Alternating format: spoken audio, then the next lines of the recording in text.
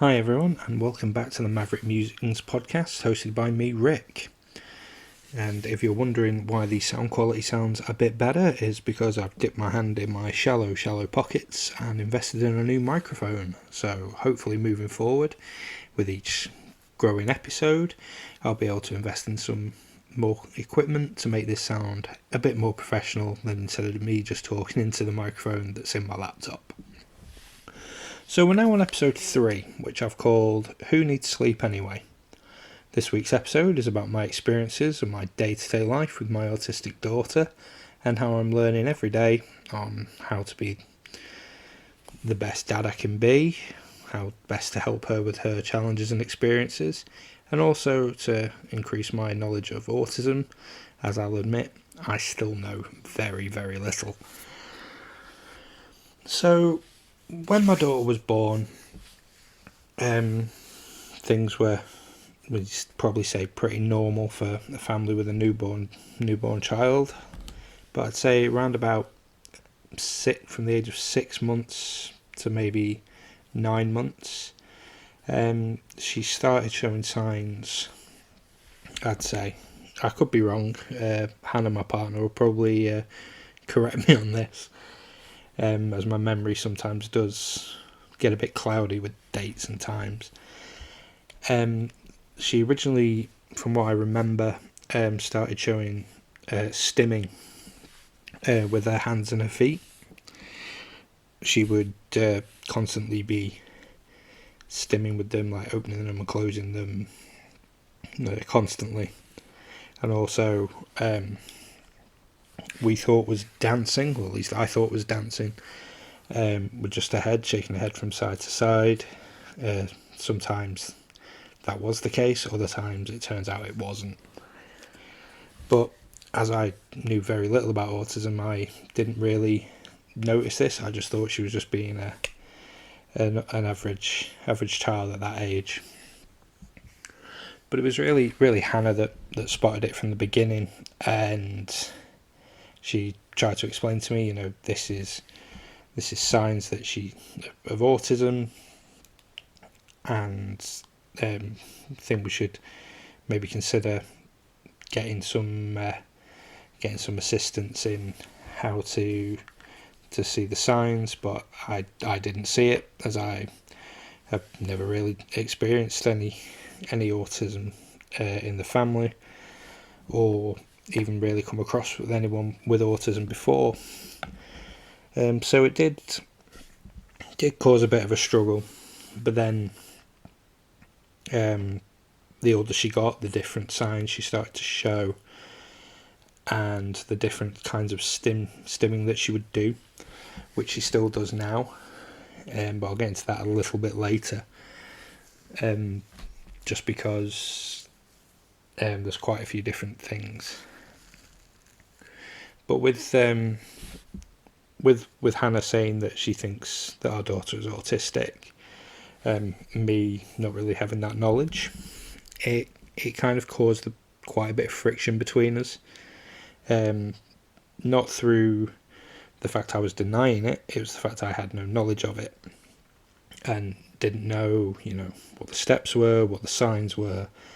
And with Hannah, she had experienced this through her family and seen similar signs with different members of her family. She picked up on it straight away, but couldn't. I don't really want to talk on behalf of her for how she felt, but it seemed like she was frustrated at me for not being able to recognise something she saw so easily. And it did cause arguments, because I was just like, oh no, this is what she should be doing at this age, or she's just doing this, she's learned something new. And I was like, no, it's called stimming, it's called this, it's called that. And we weren't really getting anywhere until one day I think she'd finally had enough, and told me to look at some websites, gave me some websites, things to read up on, so I could at least have an idea of what she was trying to tell me, which I did. And as soon as I read them, I was like, yeah, she's on the spectrum somewhere, whether it's something quite far in the spectrum or something quite low in the spectrum. I'd say she was definitely on it from when I started reading things, and it was then when I started reading the things, I started noticing everything and noticed what she was stimming to and the things that made her feel more uncomfortable than what I'd expect. And lo and behold, most of the arguing about it stopped, which was also quite a big bonus. So once we both agreed that this was the right course of action to take, we brought it up with the health visitors and the doctors, and because of her age, they said it's not something that they test for at that age, which I understand. There's rules, there's things, but we wanted to try and at least get the information on when we could get her assessed, as an earlier diagnosis, at least for us, would have helped. Then we could be more prepared on how to assist our daughter and help her through any of the struggles that she has. But it became quite an uphill battle, especially for Hannah, because I was working quite a bit at this time, back when I was in work. So she was kind of arguing with the system on her own, but also with certain members of our family, or our families, and who either just didn't see it, or one member of our collective family just said, "Oh, she'll grow out of it," which probably not the best thing to say, but it's something that I kind of expect from said member of this member of the family. So it's always felt like an uphill battle, something that we see every day, every minute of every day, and yet people who barely see our daughter, barely see us, only see them for a certain amount of time, sometimes don't see it, because our daughter's very, very good at masking, especially at school. But we weren't gonna stop fighting until it was proven to us that we'd got it wrong.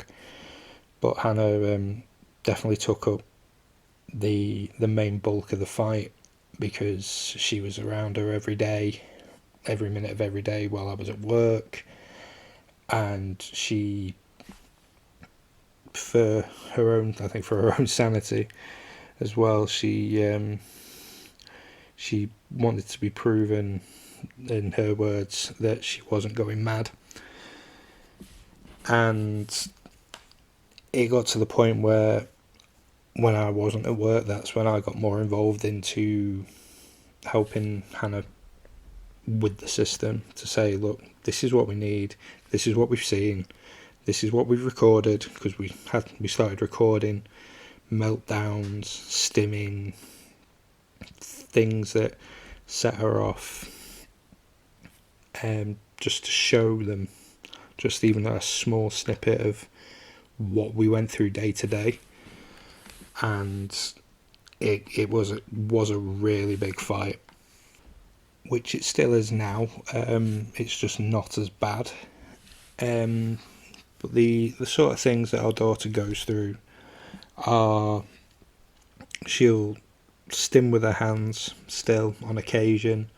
She makes a sort of squelchy noise constantly, which she's done for a long time, to the point where we have to remind her to calm down. She'll sit on my knee, or she'll sit on Hannah's knee.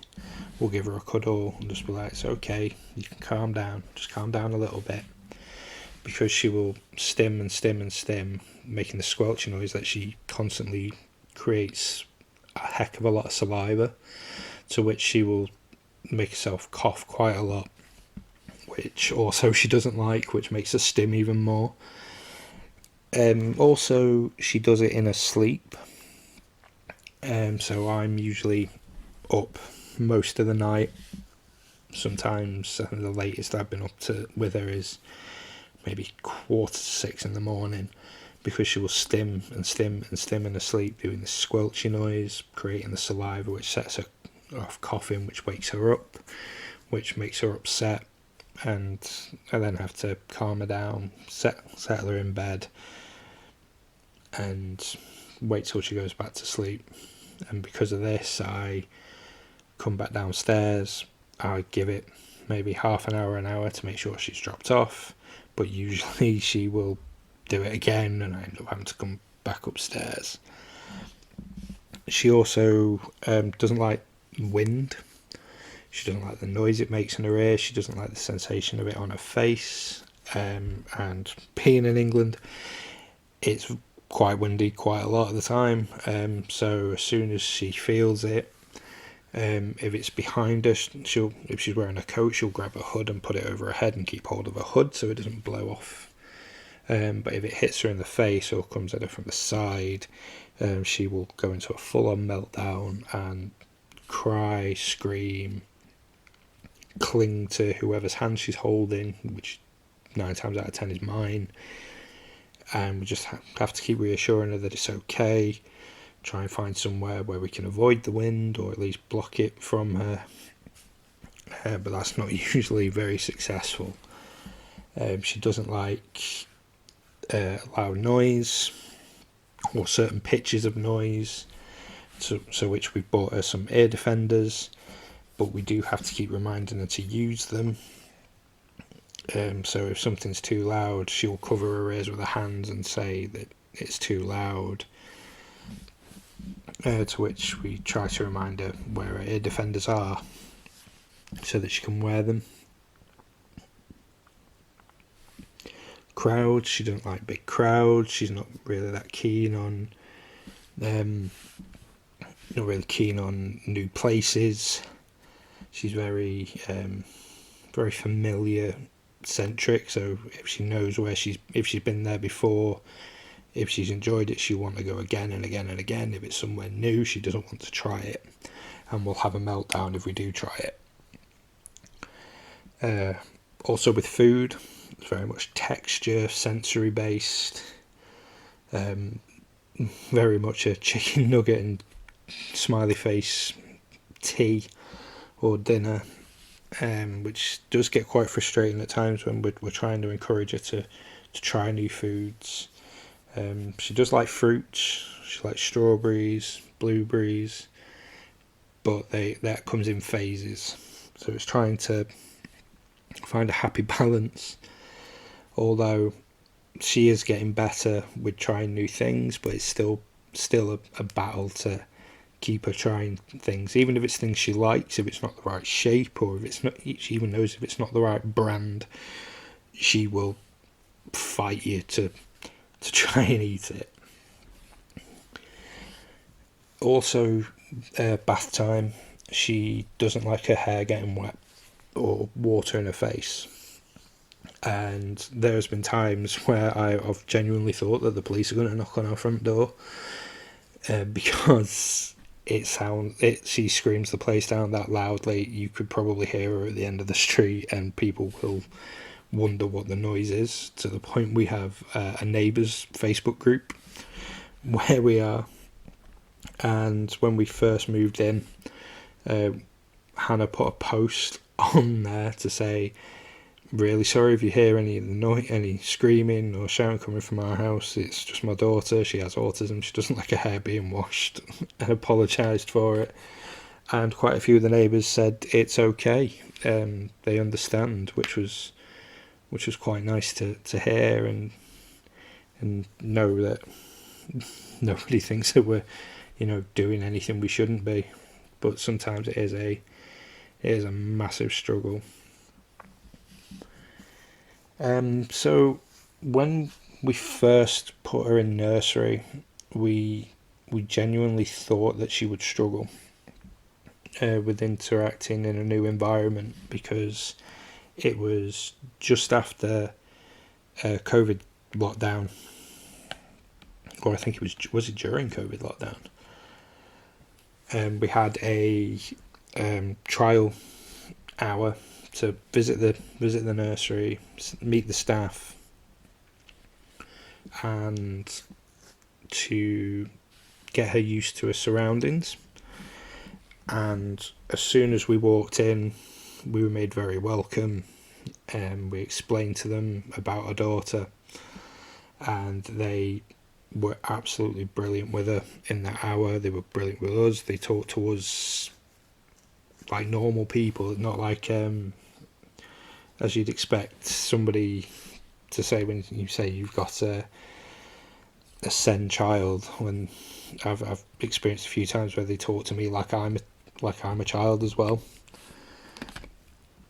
And we instantly fell in love with the nursery. Our daughter was playing straight away. There was sensory toys that she could play with. There was sand, and two of the members of staff were playing with her and talking to her, and she was interacting with them, so we knew we were onto a winner. And then a few months later is when she started, and Hannah was having to brace herself for letting her go into the nursery. And my advice to her was, don't cry, don't let her see you cry when she walks in, because she won't want to go in. And so we were gearing ourselves up. We got to the gate, and we were expecting full meltdown. I don't want to go in. I don't want to leave mummy and daddy. I want to go home. And she just turned around to us, 2.5, and turned around and went, bye, and walked straight in. And me and Hannah were just stood there gobsmacked. And we were like, all right, bye then. and walked off to get the bus. We couldn't believe it. It was somewhere new. She'd only been once, but she remembered that really good experience she had, and she felt safe that she could just walk straight in.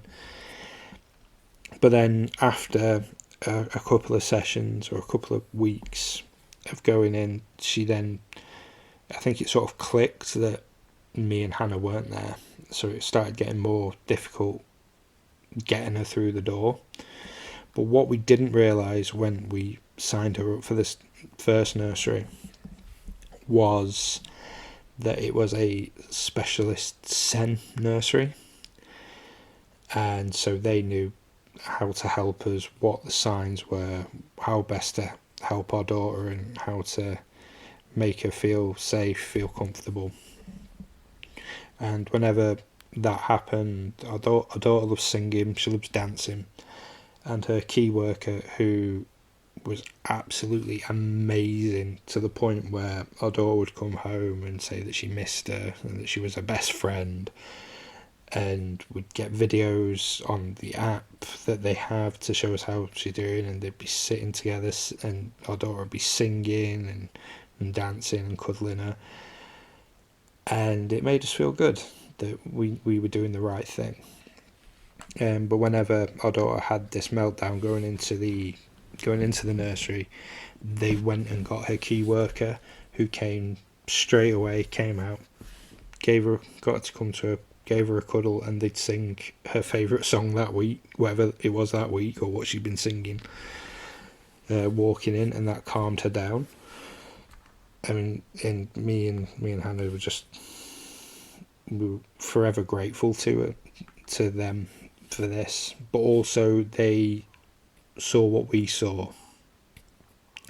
They helped us in so many ways. They helped us get our daughter ready for an assessment. They filled out a lot of paperwork for us. We had regular meetings with them for not just our daughter, but for how we are as well. I mean, they took care of us as well as taking care of our daughter and then our newborn son as well. They wanted us to know that we weren't alone and that they wanted to help as much as they could, which they did. We were forever grateful to them. But unfortunately, we ended up moving area, so we had to take our daughter out of that nursery. And ironically, the week we moved was the week when we were going to get her assessed. It turned out, and we just couldn't believe the timing of it, so we had to miss that assessment because we were moving a complete area, and we then had to get it all set up all over again. But on her last day, they made a big fuss of her because it was before our daughter's birthday. They had a party planned for her, as they did with all the kids in the nursery. They had a big party planned, cake, party food, games, and because they weren't going to have that for her, they decided on her last day that they were going to do it for her, and they gave her a gift which we've still got somewhere. It was a framed picture of a tree with all the members of staff and all the kids in her class, fingerprints in paint as the leaves with their names above it.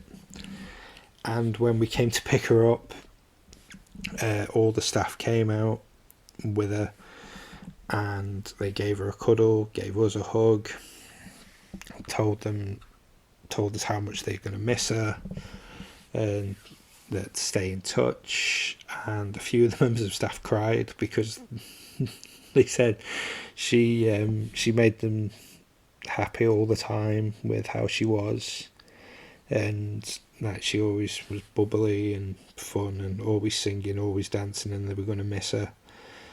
And it made us feel sad too, because it was quite an experience to have people who we didn't know it was a SEND nursery, but they invested a lot of time in helping us and helping our daughter, and just to see the impact that our daughter had on them, to the point where she hadn't even been there a full nursery year. The fact that they felt that emotional that she was leaving, it made us feel a bit emotional as well. But they also said to us that they would forward on all the paperwork that they had done to get us the assessment where we were for our new area, so we wouldn't have to wait as long, which was really, really helpful, because we'd been waiting at that point nearly 2 years to get this assessment. So when we moved area, we thought, great, we've got through quite a lot of the hurdles, we might get a leg up on the system to get it done quicker because we've done all the hard work. But how wrong we were. When we moved, we got her in a new nursery. It wasn't a specialist SEND nursery, but it's the one our son is now at as well. It's round the corner, literally round the corner from our house. It's a minute walk, if that. And we got her in there. She's now going to the school that's attached to it. But we felt it was a different kind of support we got from there. I'm not criticising them for what they do. They're not a specialist SEND nursery, but quite a few SEND kids do go there. But we felt we could tell the difference straight away. Certain members of staff would tell us more than others, and we felt that she wasn't getting the right support. And when we brought this up in a parents' evening, we were told that if she did get the autism diagnosis, it wouldn't make much difference anyway. To which that got my back up. But looking back at it now, it's academically, or from the school side or the nursery side, all it really does is give them a little bit of funding. It doesn't really change a lot, which I can understand, but it's not helpful. The terminology that was used, it really got my back up.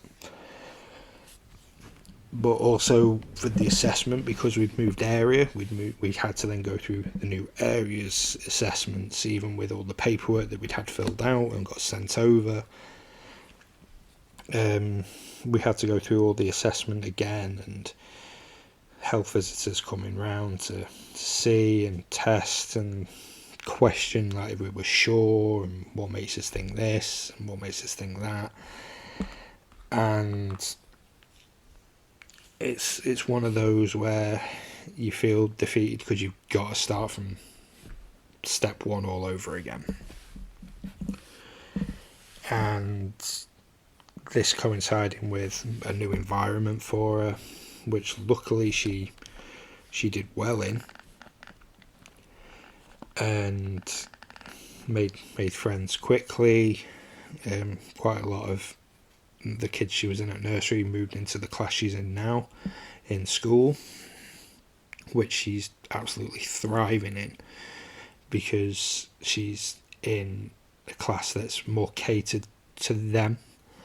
They have more teaching assistants to help out, and it's more a friendly environment, to which again this is the class we wanted as a go in, because it was more centred to the SEN children at the school than the rest, the other class that she could have gone into. But after going through all the hoops, all the jumps, we finally got an assessment date for her, an initial assessment, to which Hannah took her, because she knew where it was and I didn't, because I don't know the area, still don't know the area we're in now well enough to just go, oh yeah, I know where that is. I'm still a slave to using maps on my phone to find places and find bus routes and things. But so she took her, she was there, and Hannah said it was a 2-hour assessment. They were out within an hour. And Hannah rang me up to say the woman who was doing the assessment said that they'd seen enough, and that she was going to be put on the autism pathway. So we're now waiting for that assessment to come in, so we can see where on the spectrum that our daughter is, and see what help we can get her, what's the best thing we can do for her, and how we can help her, which is going to be a long road. It took us a year to get this assessment, so we don't know how long it's going to take to get this one, to find out whereabouts she is on the spectrum. But we're hopeful it's not going to take too long, but you never know with the resources and everything that's going on. It could take years and years. But at the minute, the environment she's in at school, it's definitely helping her, and the environment we're trying to create at home, and with me constantly trying to learn how best to help and the things I'm doing to try and, I don't want to say live a normal life, because to me there's no such thing as normal, but to live the life she's happiest in. And whether that's playing the same song over and over and over and over and over and over and over and over and over and over and over again, that's what I'll do to a certain point. Watch certain films, read certain stories, to the point she's even now wanting to play on my Xbox with me, so I have to find certain games that she can play, and her and her brother will be sat there with their own little pretend controllers that they grab a toy and say, oh, this is my controller, and they'll just sit there watching me, but I'll interact with them like we're playing.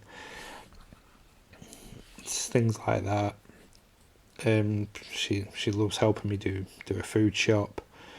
She used to, during COVID, during the lockdowns, she would come to the door with me, like the age of like 1.5. This is back in the day when they would give you the paper sheet to say, these are your substitutions, this is what you've bought, this is what you've got. And I would hand it to her and just say to her, have we got everything we need? And she'd read it and just like, yeah. But she thought everyone who came to the front door was there to see her, because the only people that she really saw was either a grandparent or a health visitor, and they were there to see her. So if there was like delivery drivers, she'd come to the door and she'd be like chatting away to them even before she could like properly speak. She'd be chatting away to them and they'd chat back to her, and she got to know the regular drivers that come regular, to the point that they'd just hand her the piece of paper and ask her if everything was right. But with the sleep thing, it's getting harder at times, because of the stimming. It's one of those where I make the conscious decision to be the one who stays up at night, because I'm more of a night owl than Hannah. But recently we decorated her bedroom, because Hannah found some unicorn wallpaper, and our daughter loved it, and she was very excited for her bedroom to be done. She was more excited, I'd say, with the idea of a bedroom getting done, and the first 2 weeks of her bedroom being done, I must have been in and out of her bedroom about 20 times a night, because she didn't like her new bedroom. Even though she loved the wallpaper, we got a new bedding to match, we got her a new night light, things to try and match it so it felt like her room. And she didn't deal well with the change, to the point where every night it was, I want to get in mummy and daddy's bed, and I'm like, you can't do that, darling, unfortunately, because of how daddy is with my seizures. It's not safe. But I was like, but you're big girl now, and you got your own special bedroom, and let's just try it out. Maybe sleep all night, then we'll see. We'll talk about it in the morning, and by the morning she's forgotten about it. But it's one of those little struggles that we go through every day. But wouldn't change it for the world, because while there is some of the bad with the meltdowns, the screaming, the shouting, the occasional fighting, the growling when she's had enough of something, like her brother playing with her, she'll just turn to him and go to straight in the face and growl in his face. There's also a lot of good, as she's a ridiculously empathetic little girl for someone who's 4 years old. She's loving, she's caring, she's funny. She'll always try and make me and Hannah laugh by doing something, or she's forever moving. She's dancing. She loves a dance class. She loves dancing to songs that we play either through the TV or through the phones. And she's just a very excitable little girl who's got a great future ahead of her. And I just hope, even just for me, that I can give her the future that she wants, and help her get there. But we'll see. It's all every day's a school day, even when you're my age. Every day's a school day to grow and to learn new things. But we've just got to wait for this new assessment to come through, and then hopefully we'll get a bit more support from outside. Anyway, that's the end for this week. I hope you've enjoyed this episode. It's not been too heavy, and just want to thank you all for listening. And as always, if you're listening on YouTube, please like, share and subscribe, and any other YouTubey things that YouTube likes bringing up. Wherever you listen on Spotify, please give this channel a follow, and also leave a comment and let me know what you think of the episode, any thoughts you have, anything that you were experiencing or going through with something similar, and also anything you'd like to hear about any future episodes, anything you'd like to talk about, maybe even discuss, see where the channel can go, where the channel can grow, and also maybe even evolve into maybe something more than just the podcast. Maybe get the odd live episode in, get some guests on, create more of an open dialogue. But anyway, once again, thank you for listening, and I will see you all again next week.